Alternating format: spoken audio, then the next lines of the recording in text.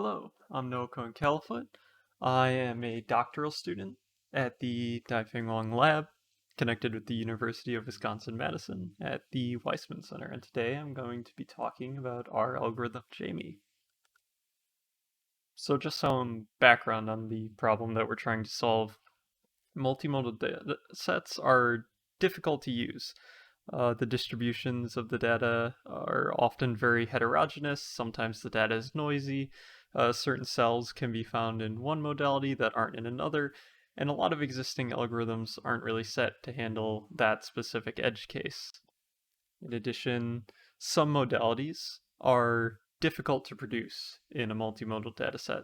For example, electrophysiology data requires different equipment than gene expression data and might be more or less time consuming.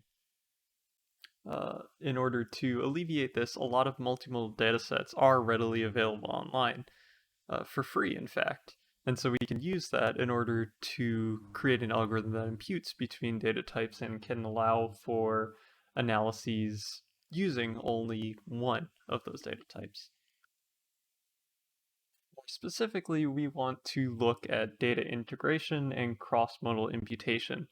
So data integration essentially being transforming different data sets from different modalities onto the same or similar latent spaces that can then be used for comparison, clustering, phenotype prediction, so on. The advantage of this is that you use data from both of the data sets in forming this latent space, and so you get more information to separate by your phenotype. In addition, we want to look at cross-modal imputation, which is essentially predicting one modality from another. This can be used to alleviate the problem of gathering this multimodal data and instead just gathering one modality and predicting another. Of course, this needs a high degree of generality to actually be used reliably and in a research setting, but we will further explore that. And so what's the actual model that we're going to be using here? Well, we use a joint autoencoder model. So for anyone not familiar with autoencoders, I'll give a quick explanation. We take an input, for example, X, and feed it through an encoder that then transforms it into this low-dimensional latent representation. That latent representation is then plugged back into a decoder, and it predicts the original data set. This process can seem kind of circular at first, but by training this model to do the best it possibly can, we're training it through the bottleneck of that low dimensional latent space. And so when we extract those latent features, we essentially get a nonlinear dimensionality reduction of the original data set. And so here we use two autoencoders, one for each modality. Could theoretically be extended to more, but that's the subject of future research.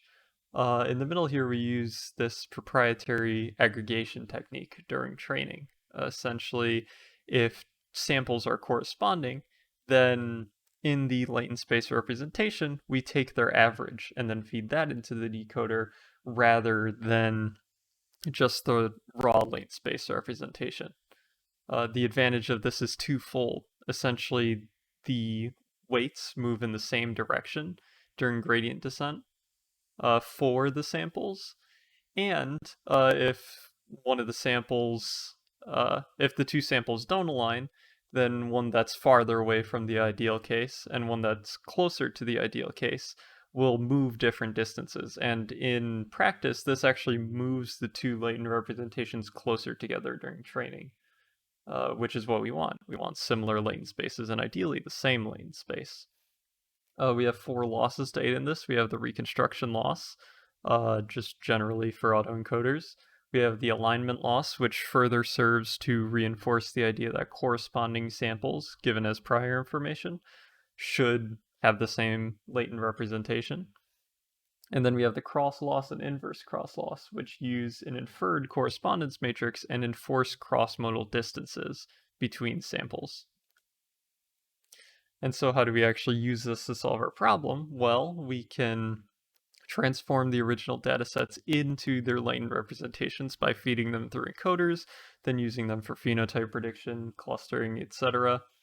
And for imputation, we can feed them into the encoder of one of the autoencoders and the decoder of the opposite modality, and this will provide a prediction of the opposite modality. And so what do the results of this look like? Well, here we have 173 samples of gene expression and DNA methylation on lung adenocarcinomas. We see the gene expression and DNA methylation integrated on the top left, and we do see that their latent spaces are in fact similar. In addition, the silhouette coefficient separating the different cell types is generally higher than existing methods. It's worth noting that here we use full and half priors. So full priors being we tell the model that the two modalities are fully corresponding. So cell 1 in modality 1 corresponds to cell 1 in modality 2, for example.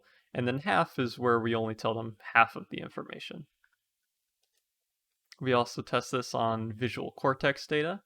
We see gene expression. We integrate it into the latent space.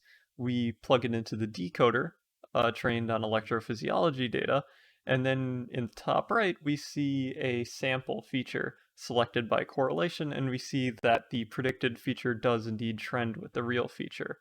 In analyzing the actual latent space itself, we see that the correlation coefficient is generally higher than existing methods. In addition, the label transfer accuracy, which is essentially a k-nearest neighbors classifier on one modality and then evaluated on another modality, is generally comparable to other methods, and the fraction of samples closer to the true match, which measures warping and generally lower is better, is lower.